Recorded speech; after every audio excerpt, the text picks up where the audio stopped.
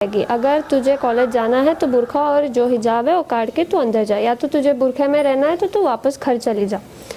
तो मैं अंदर आ गई।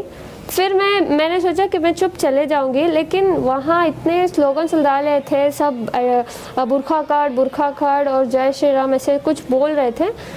सो तब मैंने आवाज़ दी।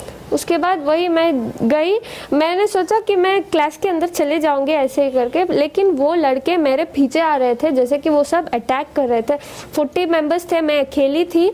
कुछ ह्यूमैनिटी नहीं है उन लोगों में। एकदम से मेरे पास आए और चिल्लाने लगे। वो कुछ ऑरेंज वाला स्कार्फ पकड़े थे और मेरे मुंह के सामने सब आके ऐसे फिराने लग गए और बोल रहे थे जय श्री राम, चले जाओ, बुरखा काटो, ऐसे कुछ बोल रहे हैं। मैं हम्बल रिक्वेस्ट करती हूँ, मैं कुछ इधर कैस्टिज्म नहीं कर रही कि हिंदू या मुसलमान, मैं सिर्फ अपने एजुकेशन को, अपने राइट के लिए खड़ी हूँ, क्योंकि हमें एजुकेशन में ही बढ़ने नहीं दे रहे लोग, अंदर ही नहीं जमा रहे, क्योंकि जस्ट बिकॉज हम ये हिजाब पहनकर हैं।